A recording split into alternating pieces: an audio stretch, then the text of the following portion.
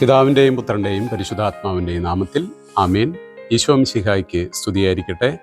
ഈശോയിലേറെ സ്നേഹമുള്ളവരെ, നാളത്തെ സുവിശേഷ ഭാഗം വിശുദ്ധ മത്തായി ശ്ലീഹ അറിയിച്ച സുവിശേഷം 5-ാം അധ്യായം 27 മുതലുള്ള വചനഭാഗമാണ്. ഉയർന്ന മലയിൽ ഈശോ ശിഷ്യന്മാരെ പഠിപ്പിക്കുകയാണ്. ഗിരിപ്രഭാഷണമാണ് പശ്ചാത്തലം. പഴയ നിയമത്തിൽ സീനായ് മലയെ മുകളിൽ വെച്ച് ദൈവം മോശ വഴി 10 കൽപ്പനകൾ നൽകി. പുതിയ നിയമത്തിൽ ഈശോ ദൈവപുത്രൻ തന്നെ നേരിട്ട് ജനങ്ങളെ, ശിഷ്യന്മാരെ പഠിപ്പിക്കുകയാണ്. അതിലെ ഒരു വചനഭാഗമാണ് നാളത്തത്. വ്യഭിചാരം ചെയ്യരുത്, നിങ്ങൾ കേട്ടിട്ടുണ്ടല്ലോ എന്ന് പറഞ്ഞുകൊണ്ടാണ് നാളത്തെ സുവിശേഷം ആരംഭിക്കുന്നത്. നാളത്തെ സുവിശേഷത്തിൽ 4 തവണ ആവർത്തിക്കുന്ന വാക്കാണ് വ്യഭിചാരം. 3 തവണ ആവർത്തിക്കുന്ന വാക്കാണ് വിവാഹമോചനം. ഈ 2 വാക്കുകളെക്കുറിച്ചാകട്ടെ ഇന്നത്തെ നമ്മുടെ ചിന്ത. 1631 ലണ്ടനിലെ royal printers king James version, വിശുദ്ധ ഗ്രന്ഥത്തിൻ്റെ KJV വേർഷൻ അവർ പ്രിൻ്റ് ചെയ്തു.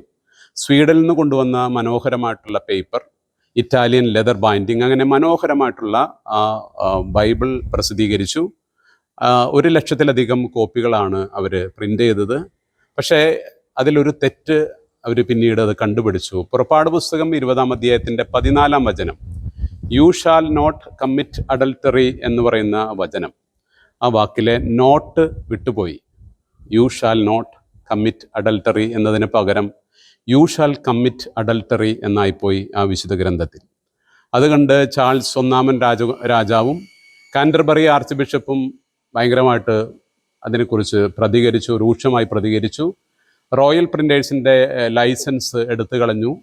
ആ കാലഘട്ടത്തിൽ 300 പൗണ്ട്, ഏതാണ്ട് ഒരു മനുഷ്യൻ്റെ ജീവിതത്തിൽ സമ്പാദിക്കാൻ സാധിക്കുന്ന പൈസ, അത്രയും പൈസ ഭീമമായിട്ടുള്ള പിഴ അവർക്ക് അടയ്ക്കേണ്ടി വന്നു.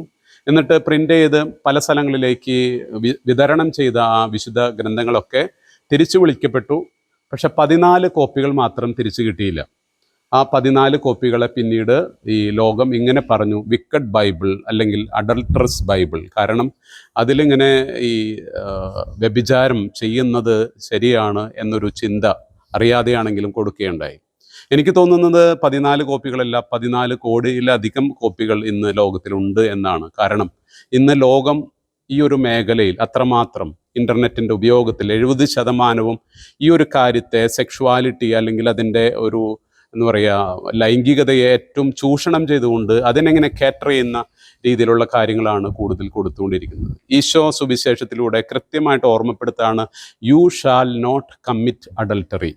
ഗ്രീക്ക് പരിഭാഷയിലും ഹീബ്രു മൂലത്തിലും അത് ശരിക്കും അത് സിംഗുലർ, സെക്കൻഡ് പേഴ്സൺ സിംഗുലറാണ്. അതായത് നീ വ്യഭിചാരം ചെയ്യരുത് എന്നാണ് അതിനർത്ഥം.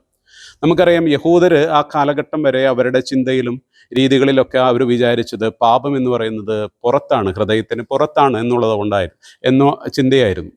ഹൃദയത്തിന് പുറത്താണ് പാപം എന്നതായിരുന്നു അവരുടെ ചിന്ത.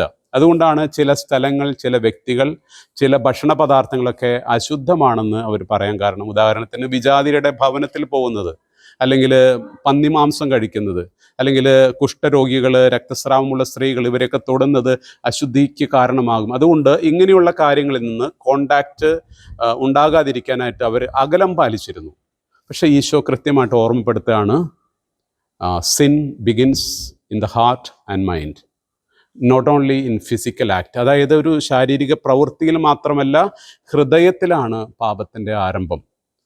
ഈശോ ശരിക്കും ഇന്നത്തെ സുവിശേഷത്തിലൂടെ ആവശ്യപ്പെടുന്നത് നമ്മുടെ ഹൃദയങ്ങളുടെ ഒരു പരിവർത്തനമാണ്, ഹൃദയങ്ങളുടെ ഒരു ട്രാൻസ്പ്ലാന്റേഷനാണ് ദൈവം, ഈശോ ആവശ്യപ്പെടുന്ന പോലും. നമുക്കറിയാം, ഈ 2-ാമത്തെ ഭാഗം പ്രധാനമായിട്ട് പറയുന്നത് വിവാഹത്തെക്കുറിച്ച്, വിവാഹമോചനത്തെക്കുറിച്ചാണ്. എന്തുകൊണ്ടാണ് ഈ എല്ലാ കാര്യത്തിലും കുറേ കൂടി അനുകമ്പയോടെ, കരുതലോടെ എല്ലാം കണ്ടിരുന്ന, എല്ലാവരെയും ഉൾക്കൊണ്ടിരുന്ന ദൈവപുത്രൻ ഈ വിവാഹത്തിൻ്റെ കാര്യത്തിൽ മാത്രം മോശയേക്കാൾ ഉപരി, അല്ലെങ്കിൽ മോശയ്ക്ക് ശേഷം വന്ന റബ്ബിമാരെക്കാൾ ഉപരി കൂടുതൽ സ്ട്രിക്റ്റായിട്ട് തോന്നുന്നത്? ആസക്തിയോടെ സ്ത്രീയെ നോക്കുന്നവൻ അവളുമായി വ്യഭിചാരം ചെയ്തു കഴിഞ്ഞു ഹൃദയത്തിൽ എന്നാണ് ഈശോ ഓർമ്മപ്പെടുത്തുന്നത്. അതിനർത്ഥം ലസ്ഫുൾ ഇൻറ്റൻഷൻ, ആസക്തിയോടുള്ളൊരു നോട്ടം പോലും പാപമാണ് എന്നൊരു ഓർമ്മപ്പെടുത്തലാണ്. നമ്മുടെ ഹൃദയത്തിൻ്റെ വിശുദ്ധിയാണ് ദൈവം ആഗ്രഹിക്കുന്നത്. അത് ഏകനായി ജീവിക്കുന്നവനായാലും വിവാഹിതനായാലും. ഹോളി സെക്ഷുവാലിറ്റി ആൻഡ് ഗോസ്പൽ എന്ന് പറയുന്ന ക്രിസ്റ്റഫർ യുവാൻ്റെ പുസ്തകത്തിൽ ഇങ്ങനൊരു വാക്കുണ്ട്. Holy sexuality consist in 2 things, chastity in singleness and faithfulness in marriage. ഏകനായി ജീവിക്കുന്നവൻ്റെ ചാരിത്ര വിശുദ്ധിയും വിവാഹ ജീവിതത്തിലൂടെ കുടുംബജീവിതത്തിലൂടെ മുന്നേറുന്നവന് ദാമ്പത്യ വിശ്വസ്തതയും, ഇത് രണ്ടുമാണ് ലൈംഗിക വിശുദ്ധിയുടെ അടയാളമെന്ന് ഓർമ്മപ്പെടുത്തുകയാണ്. ഇന്നത്തെ സുവിശേഷം നമ്മളെ 2 കാര്യങ്ങൾ ഓർമ്മപ്പെടുത്തുകയാണ്. ഒന്ന്, ഹൃദയത്തിൻ്റെ വിശുദ്ധി, അത് ഏകനായാലും വിവാഹിതനായാലും. ഒപ്പം വിശ്വസ്തതയിൽ, നമുക്ക് ലഭിച്ചിട്ടുള്ള വിളിയിൽ വിശ്വസ്തതയോടെ ജീവിക്കാനുള്ള കൃപയ്ക്ക് വേണ്ടി നമുക്ക് പ്രത്യേകമായിട്ട് പ്രാർത്ഥിക്കാം. സങ്കീർത്തനം 51:10 നമ്മൾ വായിക്കുന്നുണ്ടല്ലോ, നമ്മൾ പാടുന്നുണ്ടല്ലോ, ദൈവമേ നിർമ്മലമായ ഒരു ഹൃദയം എന്നിൽ സൃഷ്ടിക്കണമേ. നമ്മുടെ കർത്താവ് ഈശോ മിശിഹായുടെ കൃപയും പിതാവായ ദൈവത്തിൻ്റെ സ്നേഹവും പരിശുദ്ധാത്മാവിൻ്റെ സഹവാസവും നാം എല്ലാവരിലും ഉണ്ടായിരിക്കട്ടെ, ഇപ്പോഴും എപ്പോഴും എന്നേക്കും. ആമേൻ.